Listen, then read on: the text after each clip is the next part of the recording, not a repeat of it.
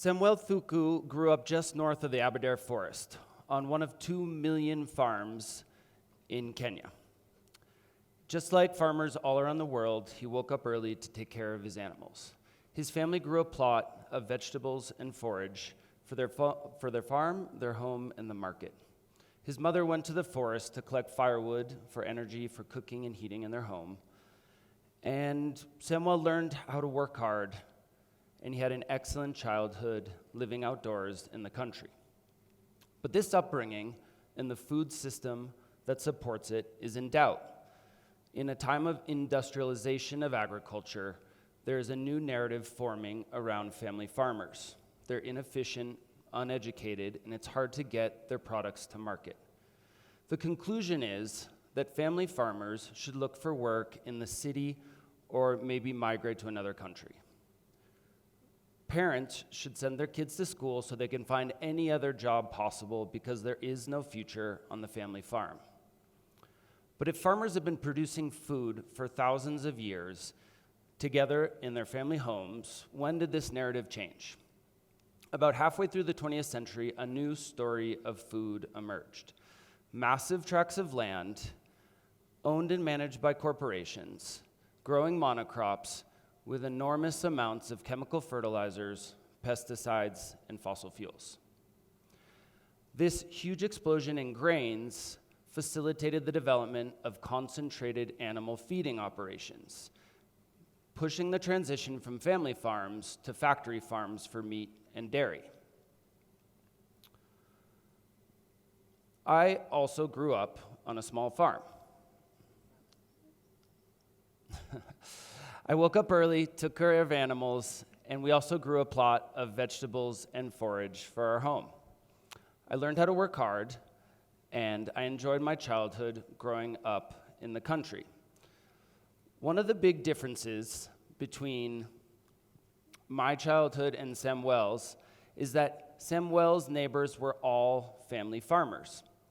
When I was growing up in the United States, 95% of all the farms had disappeared because of the development of industrialized agriculture. My neighbors were not family farmers. This gutted local communities, diversity of food, and local resilience. But as I began to travel around the world as a student and a journalist, I saw that the global landscape is still dominated by family farms. 1 in 3 people on Earth still live on a farm. And I also saw that these family farms are at the cross-section of the world's biggest challenges: climate change, poverty, food security, among others. And these family farmers have a structural disadvantage. Policies, investment, infrastructure, technological development, all geared directly towards the vision of industrial agriculture. It's no wonder that families don't want their kids to grow up on the family farm. Now, this could have been Samuel's story. Life was hard on his farm. There was a lot of productivity in his fields when he was a kid, but as he grew up, that productivity dropped, and his father had to buy more and more sacks of chemical fertilizer. Their kitchen was filled with smoke, and collecting firewood took up a lot of their free time. Later, collecting firewood in the forest, his mom hurt her foot, which made it very, very hard for her to get fuel for the family. Samuel could have gone to the city and looked for a job, but instead of running from them, he decided to find solutions to the challenges his family faced. I had a similar thought. If we designed technology, training, financing specifically for family farmers, could we increase their productivity? Could we increase their efficiency? Could we change the narrative of family farms? 12 years ago, with a co-founder and a group of local farmers, we started Sistema Bio, right down the road from here in Puebla, Mexico. Today, we're working with tens of thousands of farmers in over 30 countries around the world. We offer climate-smart technology directly to farmers to make sure that their farms can be more productive, more efficient, and more sustainable. We listened to the problems that family farmers had, and we helped them develop training, financing, and service packages that made sure that they could adopt the technology that they needed.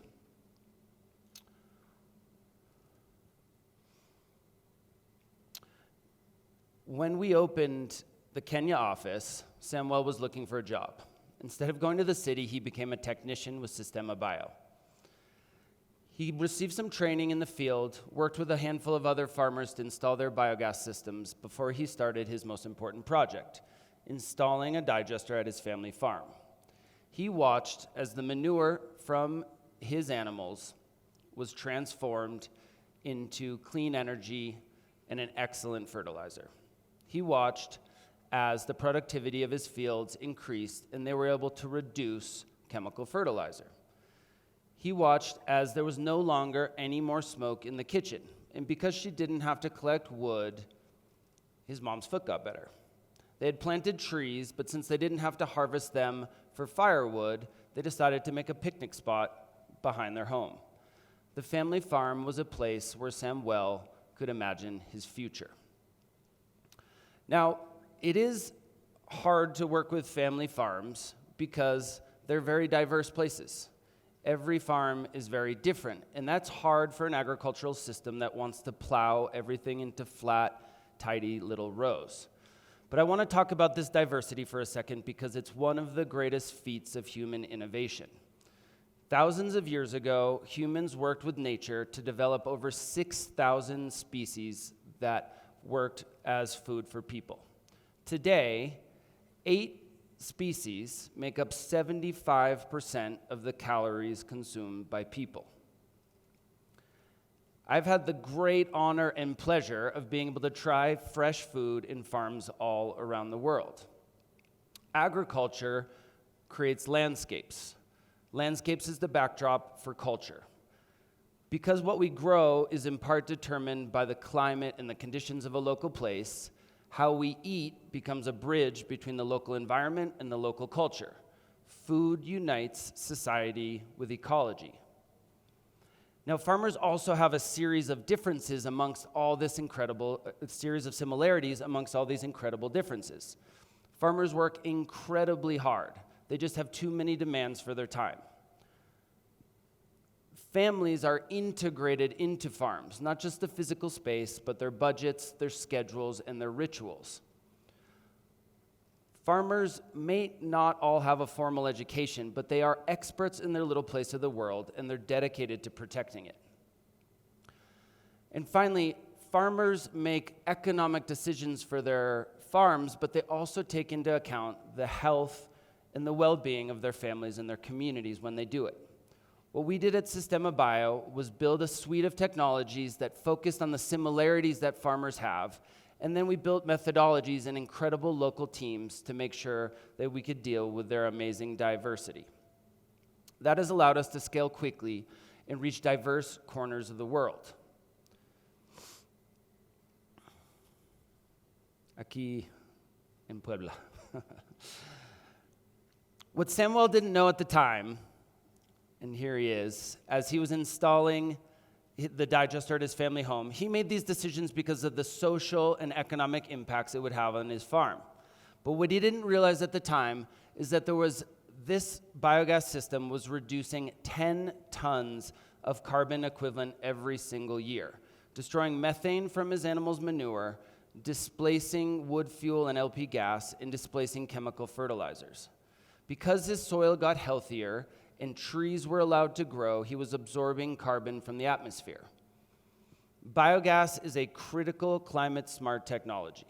With biogas as a platform, farmers can switch to renewable energy, they can absorb carbon, and they can adapt to become more resilient against the coming impacts of climate change.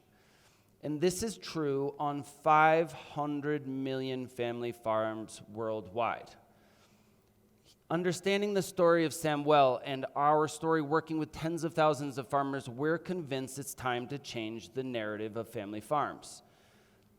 They are efficient, they are knowledgeable, and with a little help, they can get an incredible diversity of delicious food to market. And they are the single largest opportunity to reduce greenhouse emissions while creating a climate-smart food system. Every single one of these farms. And if these are such a massive opportunity, why are they not at the center of all the agriculture and funding discussions? Let me just walk us through the impacts that these farmers can have. We have already reduced 1 million tons of CO2 equivalent, just scratching the surface. If we could reach 50 million farmers before 2030, we would reduce 1% of humanity's global greenhouse emissions every single year. Collectively, farmers could reduce 10% of humanity's emissions every single year by switching to renewable energy, regenerative agriculture, and destroying methane from their animals' manure and burning crops. Methane is particularly important because it's our best opportunity in the short term to reduce the impacts of climate change. Family farms manage 75% of the world's arable lands. This is the single largest carbon capture opportunity on Earth. Farmers would be able to absorb another 10% of humanity's emissions and potentially much more by planting trees into agroforestry systems and by managing their soil so it can pull carbon out of the atmosphere. Finally, if we can increase their productivity, farmers would be able to deliver an incredibly diverse suite of delicious food, working with co-ops and better supply chains, and start pulling market share back from industrial agriculture. This would reduce the overall carbon intensity of the global food system. Industrial agriculture was given one job: grow more food at less cost. The problem was the cost calculation did not include the environmental and health costs. It did not include the social costs of driving out family farms. It did not include the cost of driving climate change. There are a lot of reasons to think these family farmers can drive our food systems forward. Here in Mexico, the traditional milpa is one of the most productive food systems on Earth, and it exists all over the country with amazing diversity and resilience. In Ethiopia, they still grow teff, one of the original domesticated plants that still forms the core of the local cuisine. India, the largest milk producer on Earth, still gets the majority of its milk from small family dairies, mostly milking indigenous cattle and buffalo. And cacao and coffee farmers all over the world are able to access consumers directly through innovations in supply chain, just to name a few. And it's also easier to work with family farms than it used to be. We can connect with them better. They have better connectivity to share between themselves. We know more about soil, plants, and food science. We can measure things that we used to not be able to. And we can also take innovations from industrial agriculture and adopt it to family farmers. And when you work with family farmers, you have a secret weapon: the family and the community where they live. I do not want to romanticize family farming. It is very, very hard work, but farmers are the hardest working people I know. They deserve a better quality of life, and they're willing to work for it. I'm convinced that if we can put climate-smart technology and the right training and financing in farmers' hands, they will use it together with their traditional knowledge, and they will reduce carbon emissions, and they will build a climate-smart food system. We just have to believe in them, and give them the tools. If we are serious about solving climate change, we will invest in smallholder farmers and let them do the hard work. If we care about climate change and building a world that can adapt to it, we will make sure the family farm becomes a place that people want to live again. Thank you.